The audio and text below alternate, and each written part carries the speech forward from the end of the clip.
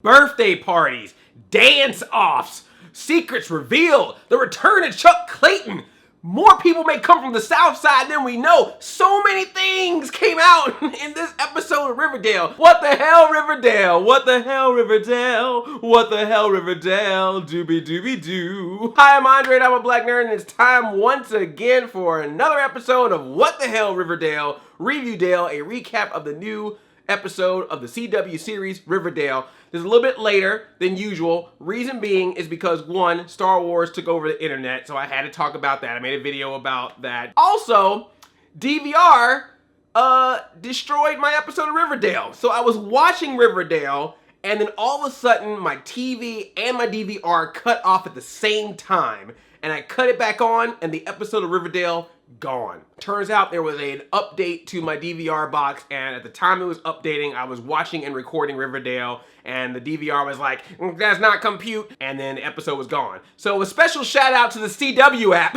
who puts the episodes of Riverdale up for free the next day with limited commercials, because thanks to you, I was able to wake up this morning and watch Riverdale on my computer. So if you ever miss an episode of Riverdale, CWTV.com. Not sponsored, just something you need to know about. And I'm glad I watched this one, man, because oh my God, where do I begin? So much stuff went down. Jughead's birthday. It's Jughead's birthday, but he does not celebrate it at all. He even tells Archie that he doesn't like celebrating his birthday because his family was messed up. So he felt like the birthday time was just fake. It was just a moment where everyone acted like everything was cool. And to him, that felt more empty than when he had to deal with all the craziness of his family the rest of the time. Fake birthdays, y'all. Fake birthdays, fake news. But when Archie reveals to Betty that Jughead's birthday is coming up, you know Betty, she's got to have a little project to do. So she tries to make Jughead have the best birthday ever because he's never had a good birthday. So she plans on having a surprise party for him. She even calls Jughead's dad up to have him stop by. Even Jughead's dad is like, no. Everyone's telling her, don't do this. Jughead's dad like, nah, I don't think Jughead wants to see me on his birthday. Not a good idea. Archie's like, nah, I know Jughead for years. He's my best friend. Don't do this. But she's like, nope, we're going to have a party. And Archie was about to give it up until he was up in that lunchroom looking over at Valerie, who, you know, broke up with him last week's episode. And he's all mad. And he's like, you know what? I got to get my frustrations out. Let's have a party. And it's like, so you want to have a party to deal with your issues with Valerie. And Betty wants to have a party because she wants to show that she's a good girlfriend to Jughead. Veronica wants to have the party so she can dress nice. Everybody wants this party for every reason other than to have it for Jughead. So you know this is going to be trouble. Valerie is not the only issue that Archie is having. His dad is going away out of town to go see his mom so they can finalize the divorce papers. And Archie's like, do you really need to do that? Because even Fred tells Archie that the whole thing with him and Hermione is over. Nothing's going on with that. So he's like, well, if you're not doing anything else with anyone else, do you really need to sign these divorce papers? And Fred's like, we need to get this done. So he goes off. Archie keeps calling him to see what the update is, and Fred's like, hey, we're gonna meet the next day, we're gonna keep talking or whatever, and Archie's just all mad because he's thinking that Fred's not hanging out with his mom because they have so many issues. But I could already tell, I was like, I don't know, man. Fred just kind of let Hermione go, he's a little upset, goes back to his old lady, probably was looking at her, and she's Molly Ringwald on top of that, and a fine-looking Molly Ringwald. I gotta say, man, I think I like current Molly Ringwald a little bit more than I like old school Breakfast Club Molly Ringwald. When she walks in that door, I was like, damn, go ahead, Molly. So I bet you old Lou Perry came up and saw her and was like, you should just come back to Riverdale for a little bit. Veronica's also having issues because she broke her pearl necklace. She's so mad at her dad. She doesn't want to have any kind of statement put out by herself about her dad to help him to possibly get a lesser jail sentence or maybe even get free from jail. And on top of that, when Archie tells Veronica that he overheard the Blossoms say that they were the ones to put Hiram Lodge in jail, she does some research of her own and finds out that the Blossoms have been paying the Lodges a pretty good sum of money every single month for something. She don't know what, and they've been doing it for the past 75 years. And the moment that they stopped paying happened to be the same moment that Jason Blossom was murdered. Why are the Blossoms paying the Lodges, and why did they stop? And why did Jason Blossom die as soon as they stopped? Did they stop because Jason Blossom is dead? Or did they stop paying and that's what could have possibly led to Jason Blossom's death? But Veronica's mom and their lawyer is like, look, you can't really bring that up because if you start talking about how the Blossoms were paying the Lodges and then all of a sudden the Blossoms stopped paying the Lodges and then Jason Blossom dies around the same time, people are going to suspect that Hiram Lodge was the one that murdered Jason Blossom. I think that's a fair reason to suspect that.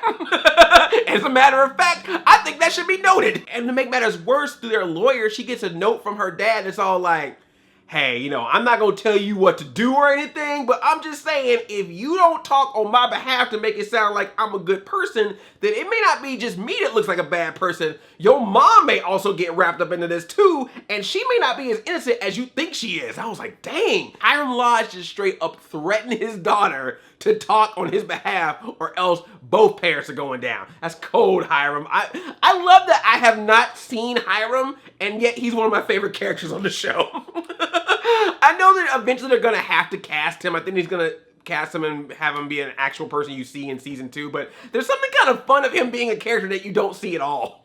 I'm enjoying that. So Veronica is pissed because every time something comes up about the Blossoms, everyone's just like, don't touch it, leave it alone, don't mess with the Blossoms. And she's like, all right, well, I can't mess with the Blossom parents. The only Blossom I have connection to that I can do some junk with is Cheryl. So I'm gonna give Cheryl a bad time. So when Cheryl at the cheerleading practice is all like, this is gonna be the new move and I'm gonna be the star, Veronica's like, no, maybe I should be the star, and let's have a democratic vote to see who should be the star amongst us in the cheerleading group. And the best way to have that vote, obviously, would be through a dance-off. Oh my gosh, let's just take a moment to just admire this scene. This scene was so good that it got its own clip on YouTube. It was like, here's a trailer for the episode, and now here's just a shot of these people dancing. By the way, if you look on YouTube, there's also another clip of them doing the rehearsal of said dance. I'm just saying, if you want to look that up, I'm not asking you to do that. I'm just saying that if that's something you want to see, it is available. I'm a little confused because I know that these are adults, but they are playing high school kids. So you towing this line right now with me, Riverdale. Don't try to Grundy me right now. The whole time I was just going, damn, these moves are fresh. This is a far evolution from that white girl twerking that we did in the second episode. Sugar, honey, honey. Oh, side note, all of the songs that the Josie and the Pussycats and all the people from Riverdale sing in the show are on Spotify. I've been blasting Sugar, Sugar, honey, honey. Just want to let you know that in case you didn't know, Riverdale songs on Spotify, yo. Get a subscription. Not sponsored, just letting you know that music's available. So of course, Veronica stepped up to the streets. Cheryl got served. Even her two cohorts didn't back her up to vote. They didn't vote at all, but they didn't vote for Cheryl. That's what happens if you don't vote. That's why voting's important in cheerleading. I love the scene where Cheryl comes up to, it's Tina and Ginger. Do they even speak? I don't know. She goes up to them and she's like, you have my back? You didn't vote for me? You know what? You're fired from being my sidekicks. And she just goes, shoo, bitches. I'm sorry, that's a phrase I may have to add to my vocabulary. Shoo bitches is just something that's just it sounds so good. Not since bitches leave from RoboCop have I enjoyed the word in a phrase like Riverdale. Shoo bitches. And you have to do that when you do it. You gotta shoo bitches. I'm sorry.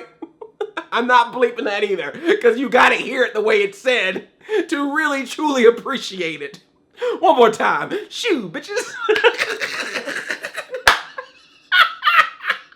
So Cheryl is mad because Veronica showed her up in her own turf on cheerleading practice ground. You don't do that, so she's got to get her payback. And who does she get to help with payback? Chuck Clayton. Yes, Chuck Clayton is back.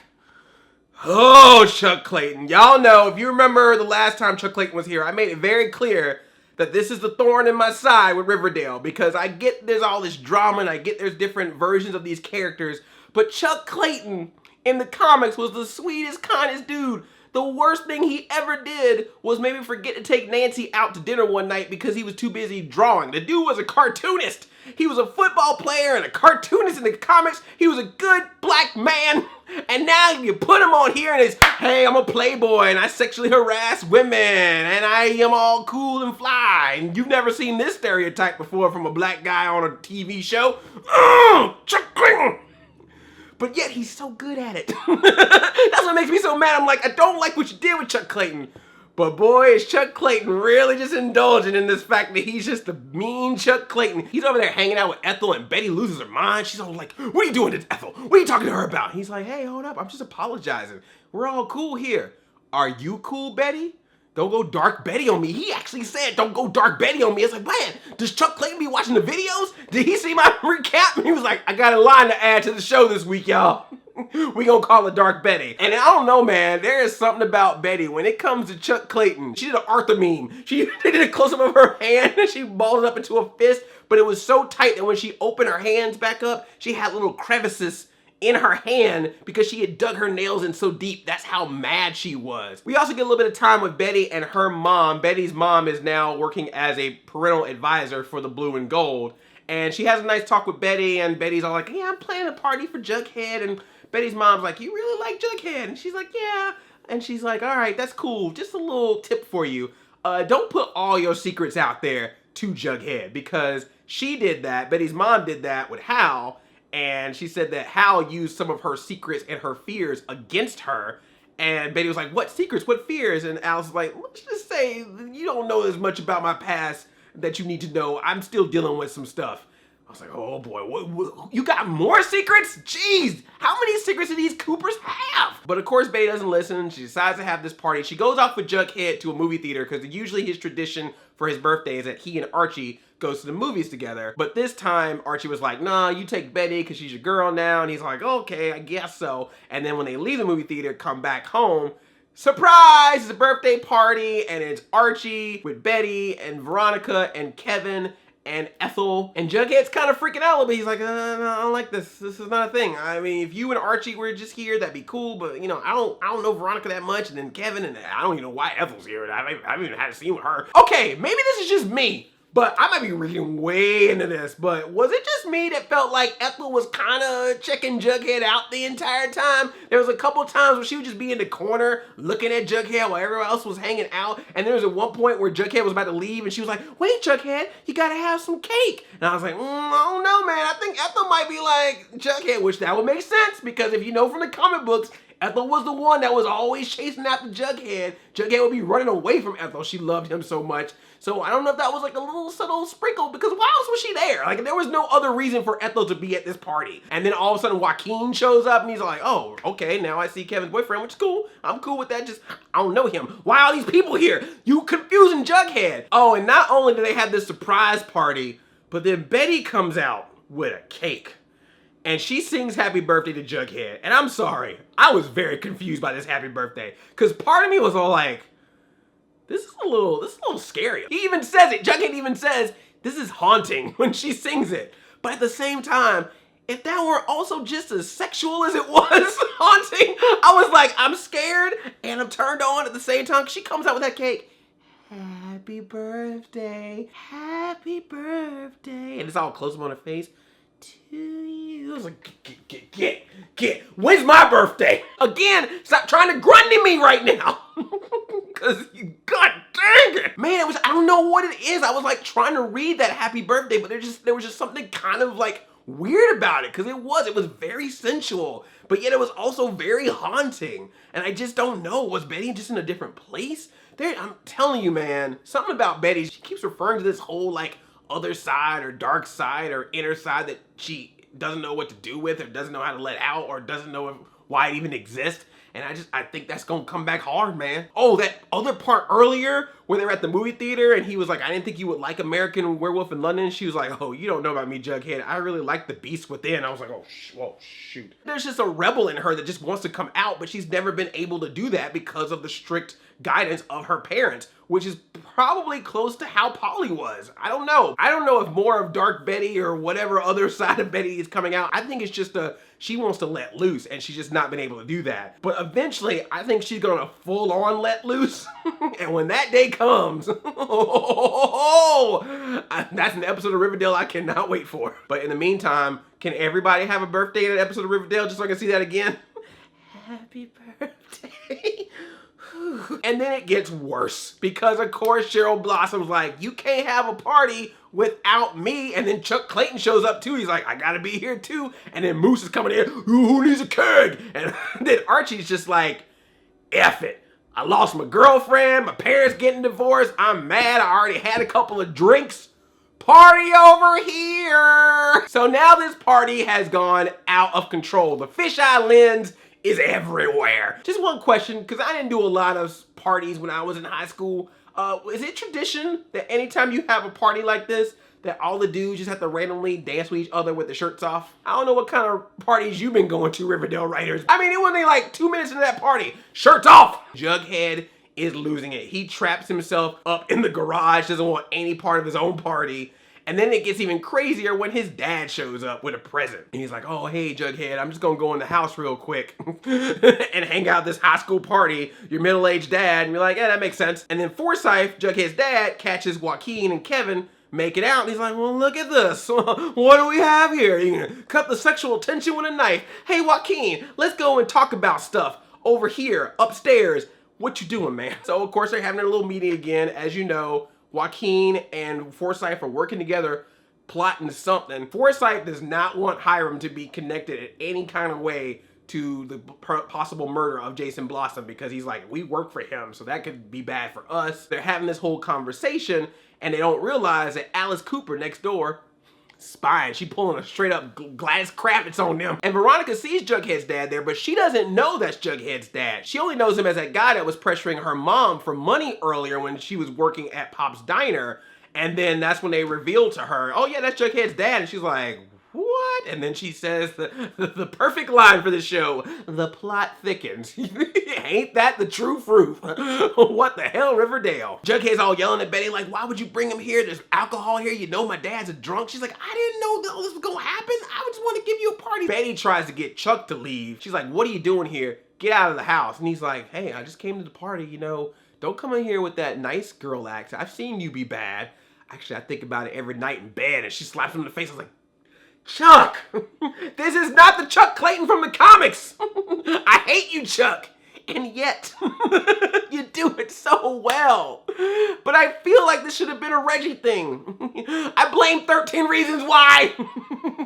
Give me my Asian dude bro back. Because with him not being here, you're turning Chuck Clayton into a Reggie, and it just doesn't feel right. The man likes to draw cartoons. Archie gets wasted, y'all. And then he runs up to Valerie because Valerie's at the party. He's like, I think she wants me back. So he's like, let's talk. We made some mistakes. She's like, I ain't make no mistake. You the one that made the mistake. I broke up with you because I think you're a screw up and you're proving me right now. And he's like, oh, let's talk. And she spilled that drink right in his face. Like, get out of my face. I'm done with you. Actor of the week for this episode of Riverdale definitely goes to Melody, Valerie's friend. Like every single time Valerie had to deal with Archie's nonsense, Melody was right there with a look. Melody was mean mugging Archie this entire episode. Love her. Jughead is losing it. There's too many people. He's going insane. And he has a conversation with Betty. And this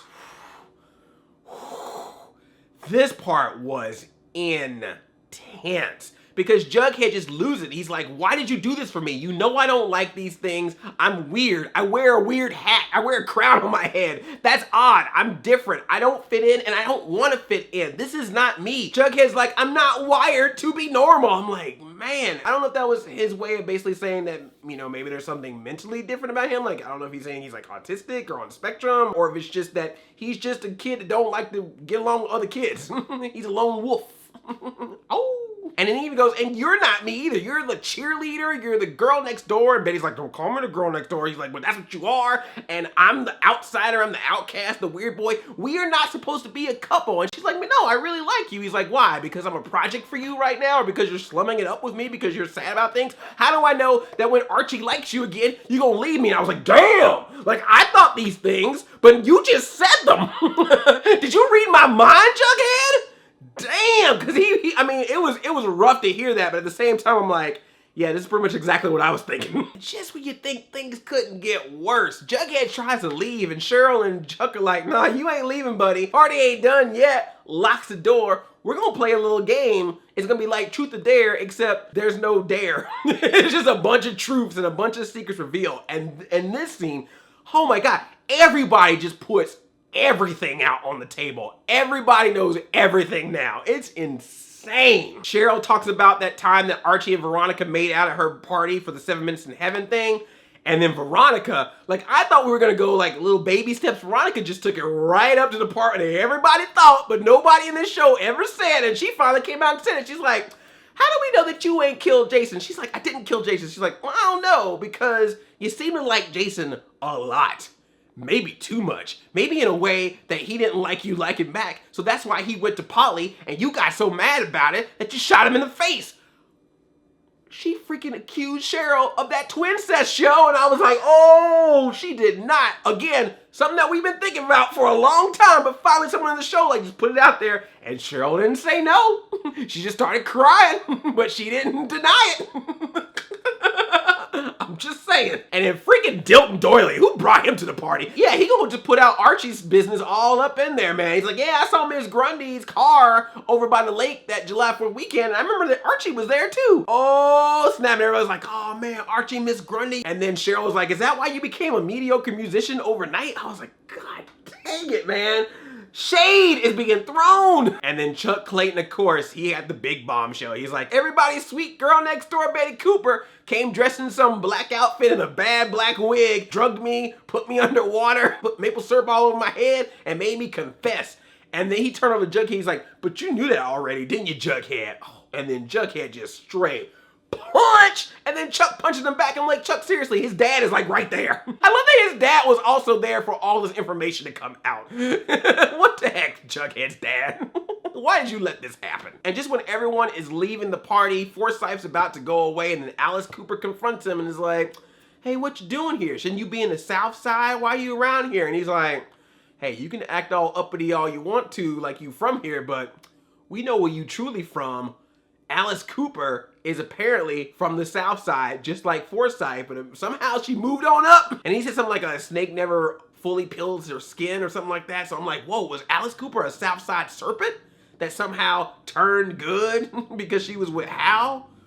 Oh man, the plot thickens. Alice Cooper coming from the South Side, that's a big thing. So apparently she does have a little bit of a wild side from her past. So Jughead and Betty go away, they have their talk. He was about done with the whole thing, but then Jughead's dad was like, look man, you gotta deal with this, okay? Our family got destroyed because I didn't man up. You gotta man up to this. They talk things out and Betty reveals the whole thing about her nails digging into her hands when she gets upset and that she has this dark side about her that she doesn't really understand. Everything's fine. They even make out again. So I'm guessing they're okay for now. But trust me, that's some straight foreshadowing. That whole conversation, I still think it may not happen in season 1, but season 2, no. Everyone leaves the party except for Archie and Veronica. They had a moment earlier because Veronica confessed to Archie about all the stuff that she was going through. And then Archie talks to Veronica and he says something that I thought was very interesting because he's like, I messed things up in regards to Valerie. I've tried to get my dad and mom to stay together and that's messing their whole thing up. And he basically was like, why do I keep personally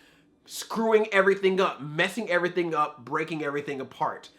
And it's weird, but that was the most Archie I've ever seen of Archie in this show. Because Archie in the comics was a screw up, but his screw ups in the comics were, oh, I'm tripping and I knocked something over. Oh, I'm tripping and I hit someone accidentally. He was like Urkel, basically. He just knocked everything over. He was always a klutz. He was always a bumbler.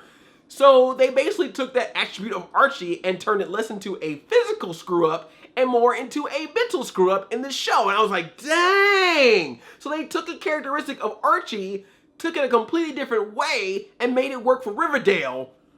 Mind blown. Or maybe I'm just being really reading between the lines with this, but if that's what they did, Riverdale writers, my hat's off to you, my friends. That is good. That is good. And of course, Veronica and Archie are comforting each other. They're like, look, you're a good person. You're a good person. You're not bad because you're a screw up. You're not bad because of what your parents did. Closer, closer, closer, closer. Make out, make out, make out, make out. Veronica and Archie.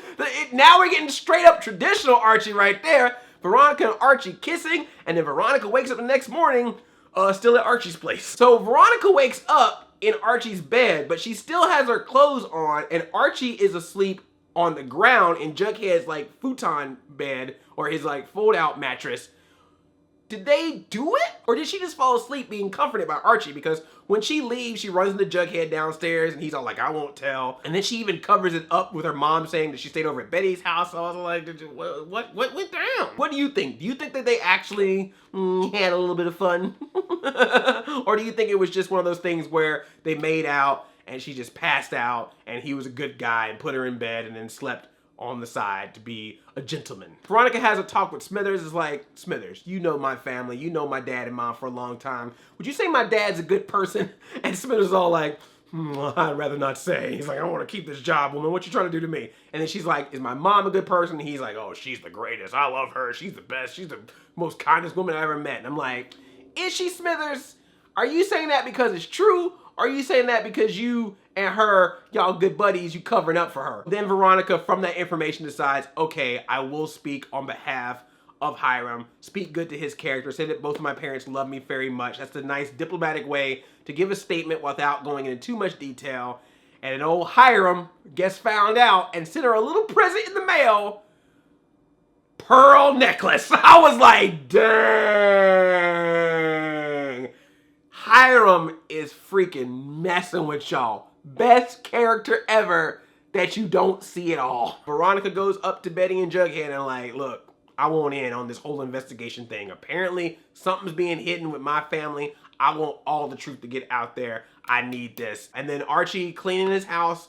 Dad comes home, and then Mom's right there with him. And I'm like, oh, what's up, Molly Ringwald? She pulled a freaking Luke Force Awakens on this episode. She just walked right in. Hey, son, Riverdale. Archie's mom, she's new, so we got to get some info about her. Where'd she come from? And yet another redhead. What's that deal? Is she a Blossom? I love this episode, man. I love the whole party, and I love the dance-off. The dance-off was amazing. And I loved just all the secrets and all the things that got revealed in this one episode. This was a jam-packed episode full of goodness. So happy. Of course, this will be the one that my DVR doesn't record, but it was, maybe it couldn't handle it. My DVR was like, this is too much drama, I can't handle it. Kaboom! But I love that this was very much the Riverdale show, but at the same time had a lot of traditional Archie stuff in it. I thought it was really, really good. And again, that whole Archie connection of him being a screw up, but this time an emotional and a screw up over a physical screw up. That was so good, Riverdale. That was like that was a good piece of cake. There's no Riverdale next week, but then the following week, we're gonna get some more details about what's going on in the Blossom household. And it looks like that's gonna get real intense, not only for the Blossoms and for Polly, but also possibly for Jughead. Like I said, I don't trust nobody. I don't even trust that dog that Archie got. That dog might have killed Jason Blossom. Roof, roof! Bang, bang! Let me know what you thought about this episode of Riverdale, and does it give you any other theories of who you think might be involved in killing Jason Blossom, or any other theories that you have about these characters? Thumbs up this video if you enjoyed this whole Riverdale talk. Be sure to subscribe to this channel if you've not subscribed, because I do Riverdale recaps as well as other nerdy videos on this channel, and also ring that bell so you're notified of future videos that I make. I love you like a play cousin. I'm Audi 5000. Chain chomp yomp.